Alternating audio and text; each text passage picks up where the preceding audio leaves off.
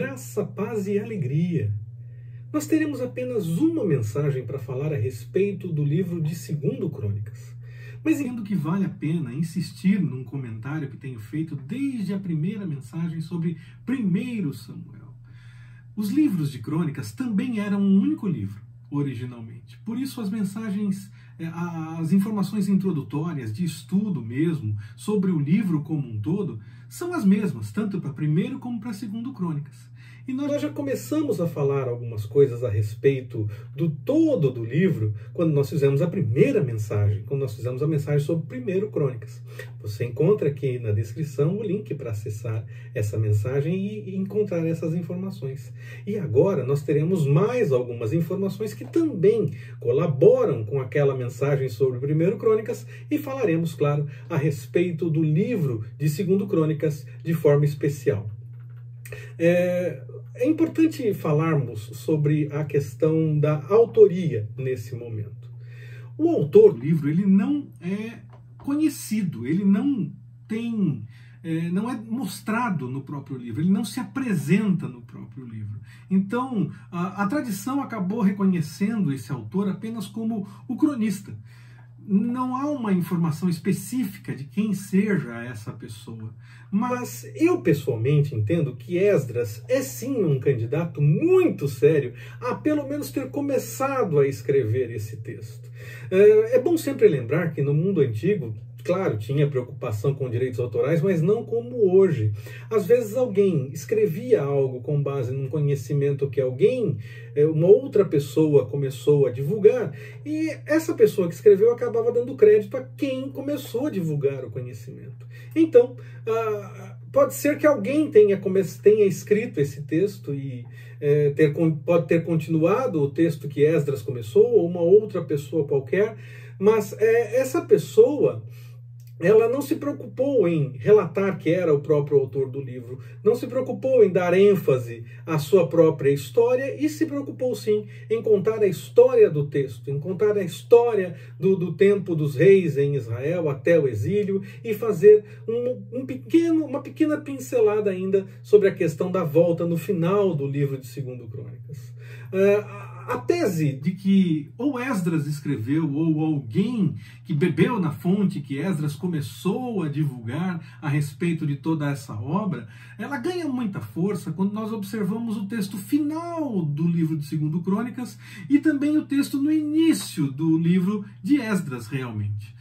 São textos muito parecidos. No texto de Esdras, às vezes com alguma diferença, mas com o mesmo conteúdo histórico, com a mesma informação histórica. Então, parece que esses textos têm conexão realmente, são ligados um ao outro. E isso, inclusive, faz alguns estudiosos entenderem que não só Esdras possa ser o autor, ou alguém que escreveu também o texto de Esdras, como, na verdade, tanto 1 Crônicas e 2 Crônicas seriam um livro só, como talvez em algum momento até mesmo Esdras tenha feito parte do texto de Crônicas, que aí depois foi separado para ficar falando apenas do tempo dos reis e dessa pequena pincelada a respeito da volta do exílio.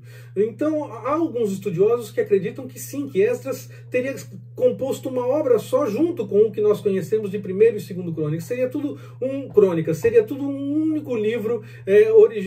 E é possível, não é impossível que seja assim, mas nós não temos essa informação, não temos como ter certeza a esse respeito, como nós sabemos que 1 e 2 Crônicas eram um livro só. Isso sim nós temos conhecimento histórico, mas de que Esdras também teria feito parte é apenas uma possibilidade que os estudiosos entendem por conta das similaridades no texto, por conta dessa coisa de um texto terminar e o outro começar exatamente no mesmo ponto, parecendo que está dando continuidade apenas, e teria sido esse então o ponto da separação, porque entenderam que era para terminar falando dos reis, e aí só a pincelada da volta, e aí então conta uma nova história, um novo livro para falar a respeito da história que nós conhecemos dentro do livro de Esdras. O autor de Crônicas, tanto do primeiro como do segundo livro, que na verdade era um livro só, ele bebeu de muitas fontes históricas. Utilizou textos de Samuel, utilizou textos de Reis, que são textos dos livros que nós temos na Bíblia, texto de Juízes, texto de Ruth, textos de vários outros profetas, como Isaías, Jeremias e até mesmo Zacarias, que é um profeta de depois do exílio. Então era alguém que tinha, sim, conhecimento de muitas informações históricas, tinha ainda acesso a alguns textos, apesar do momento conturbado, de volta de exílio. Muita coisa pode ter se perdido durante esse tempo de invasão e tantos problemas que a nação passou, mas ainda assim essa pessoa teve acesso a algumas informações históricas muito importantes, ou tinha conhecimento, pelo menos, de muita coisa importante e pôde relatar dentro do seu texto, citando também, claro, outros textos de história, como, por exemplo, Samuel e Reis. Mas o escritor de crônicas era alguém que provavelmente tinha, sim, acesso a esses documentos e também acesso a documentos sacerdotais. Acredita-se que muitos documentos sacerdotais tenham se mantido mesmo por conta, mesmo diante da realidade do exílio, diante da realidade da invasão e de tanta destruição que aconteceu, de serem levados para outro lugar. Mas alguns textos podem, sim, ter mantido sua integridade, podem ter sido salvos, e aí então nós temos essas informações em crônicas. Ele também teve acesso a textos de Samuel, realmente, do próprio vidente Samuel, do próprio profeta, do próprio último juiz, de Natã, de Gade, de Aías e de tantos outros que são citados. Ele teve acesso a essas informações porque ele fala no meio do texto dessas informações todas. Então, a ideia realmente de que o autor de crônicas seja um escriba, alguém que tinha acesso a esses textos, tinha como encontrar essas coisas, tinha como ter a possibilidade de manusear todos esses textos, ela ganha muita força, a ideia de que seria um escriba para que seja esse cronista do texto de crônicas. É muito importante pararmos para pensar que não era simples guardar um livro, não era como hoje nós temos alguns livros guardados, temos em casa vários livros muitas vezes. Naquela época não era tão simples guardar tanta informação escrita, nem mesmo era possível ter tanta informação escrita. Tinha, mas não era como é hoje, não é como passou a ser de fato quando nós tivemos o advento da imprensa. Então havia uma certa limitação. Se esse autor, se esse cronista teve acesso a tantos textos, é porque ele tinha trânsito no meio de textos que eram guardados ou de quem guardava esses textos.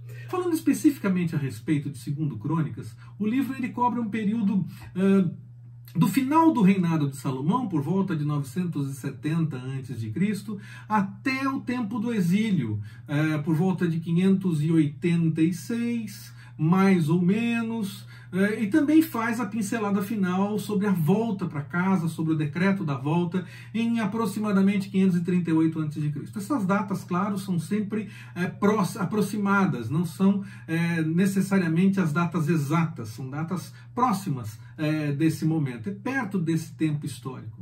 Nós notamos em 2 Crônicas pelo menos 2 divisões. A primeira divisão do livro, ela apresenta, em linhas gerais, o reinado de Salomão, a sua sabedoria e as coisas que ele construiu, como o templo,